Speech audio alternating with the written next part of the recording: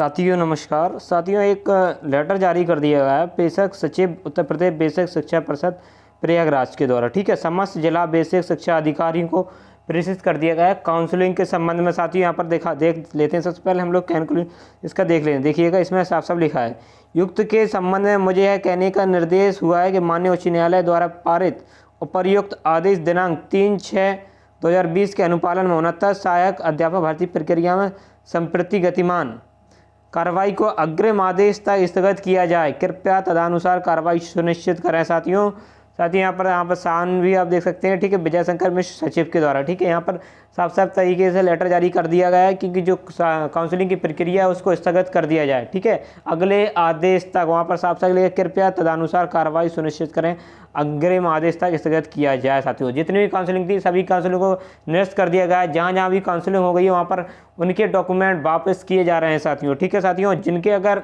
जमा हो गए हैं कृपया थोड़ी देर वेट करके काउंसलिंग के स्तर पर जाके आप अपने डॉक्यूमेंट वापस ले सकते हैं, क्योंकि वहाँ से डॉक्यूमेंट वापस किए जा रहे हैं। साथियों यहाँ पर पूरा देख लेते हैं। पहली बात यहाँ देखिएगा, इसमें लिखा है विषय उत्तर प्रदेश बेसिक शिक्षा परिषद द्वारा संचालित परिषदीय प्राथमिक विद्यालयों में 69,000 सहायक अध्यापकों की भर्ती हेतु आयोजित सहायक अध्यापक भर्ती काउंसिलिंग में उत्तीर्ण अभ्यर्थियों की नियुक्ति के संबंध में यहाँ से पूरा लेटर जो मेन यहाँ पर है, यहाँ पर इसमें दिया गया है। देखिएगा, क्योंकि जो सुबह ऑर्डर आया था उसमें साफ साफ कर दिया गया है कि 8 तारीख के बाद, कितनी 8/5 के बाद, 8/5/2020 के बाद जितने भी कार्य किए गए हैं सभी कार्यों पर रोक लगा दी गई थी। एक तरह से कुछ भी तरीके से रिजल्ट, आंसर की, इसके अलावा आपका जो काउंसलिंग, इस तरीके से सभी जगह स्टे लगा दिया गया था। ठीक है, लखनऊ बेंच के द्वारा आंसर की के मुद्दे पर, क्योंकि अब क्या है ना, आंसर की जो अगली डेट लगी है वो 12 जुलाई लगी है। साथियों ठीक है, एक पीएनपी रिपोर्ट भेजी कि यूजीसी कमेटी को, वो उस पर अपने मत देगी। उसके बाद वो वापस वहाँ पर कोर्ट में प्रस्तुत होगी, उसके बाद कोर्ट निर्णय सुनागी। तो 12 जुलाई लगी। अब बेसिक शिक्षा मंत्री की तरफ इससे साफ कर दिया गया है कि इस फैसले को मद्देनज़र, देखिएगा यहाँ से कन्फर्म है, एक प्रश्न पर सबसे ज़्यादा विवाद था, वो आपको ही मालूम है, वो आला अधिकारियों और मंत्री के बीच भी विवाद हुआ था गोरखनाथ को लेकर। आप किस तरीके से गलत कह सकते, आप एक क्वेश्चन में आप सामाजिक प्रेरक में आप एनसीईआरटी का प्रूफ लगा रहे हैं क्लास 11 का। ठीक है, और वही एनसीईआरटी और एससीईआरटी का जब हम प्रूफ लगा रहे हैं गोरखनाथ में किताबों में दिया गया, आप उस प्रूफ को मान ही नहीं रहे हैं। ये कहीं ना कहीं दोहरी रणनीति है, चाल थी एक तरीके से। ठीक है, सरकार की उस चाल में सरकार ये लोगों को दिखाना चाहती थी कि मैं भर्ती करने के लिए हम लोग तो तैयार है, परंतु न्यायालय का जो निर्णय है उसके मद्देनजर आप लोगों के सामने जो निर्णय है आप लोग देख तो ही रहे हैं। ठीक है, सरकार क्या है ना, अगर सरकार अगर चाहती, देखिएगा वो जो 3 क्वेश्चन बेमतलब के 3 क्वेश्चन, इन पर आपत्ति भी नहीं थी, वो बेमतलब के क्वेश्चन 3 नंबर बढ़ाए गए। साथियों उसके बाद जिन क्वेश्चनों पर आपत्ति, उन क्वेश्चन पर टच भी नहीं किया गया। वो जब आप लोग उस पर टच भी नहीं करोगे तो क्या करेंगे, जो छात्र 1-2 नंबर से रह रहे हैं, ठीक है, जो शिक्षा में तो कोर्ट में चैलेंज करें, वही हुआ है।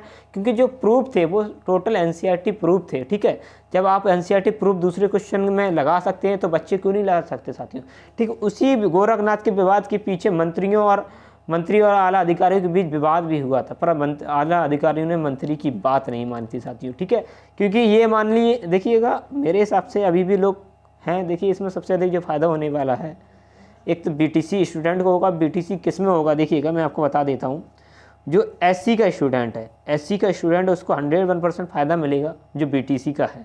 अगर वो 90 नंबर पे पास होगा, अगर उसकी एकेडमिक अगर 28 भी है तो कितना हो जाएगा, 9 को 36 और 28 में जोड़ेंगे तो 64 हो जाएगा। साथियों ठीक है, और इसके अलावा ओबीसी को उसी को फ़ायदा होगा।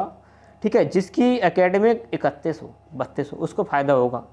ठीक है, ये मान के चलिए सबसे ज़्यादा जो फायदा होने वाला है वो शिक्षा मंत्रियों को फायदा होने वाला है। वो 1-2 नंबर से अटके हुए थे, पास होंगे समथिंग, मेरे हिसाब से देखा जाए 1-2 शिक्षा मंत्र और पास होने वाले हैं। साथियों कहीं ना कहीं उनका नुकसान होगा जो बॉर्डर लाइन पर पास हुए थे, और अब उन्हें ये डर सता रहा है भर्ती में शामिल होने के बाद।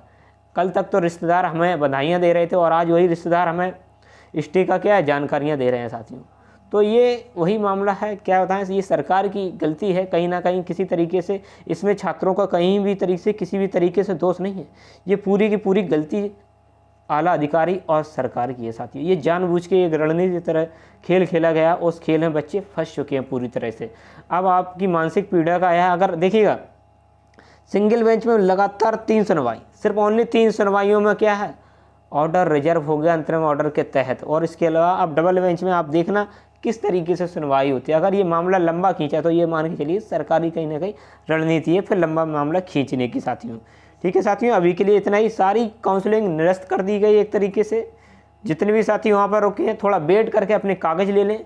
ठीक है, आपको जो स्लिप दी गई है उसके द्वारा कागज़ वापसी कर लें, क्योंकि कई तरीके जैसे मैनपुरी है, बांदा है, मैंने अभी जस्ट बात की है, हमारे साथी हैं जहाँ पर काउंसलिंग उन्होंने जस्ट बात बताई है कि यहाँ पर काउंसलिंग रोकने का अलाउंस कर दिया गया है। जितने भी छात्र हैं अपने डॉक्यूमेंट वापस ले रहे हैं साथियों, तो आपसे भी गुजारिश है, शाहजहाँपुर में भी काउंसलिंग रोक दी गई है, तो आप अपने डॉक्यूमेंट लेकर तुरंत घर आ जाइएगा साथियों।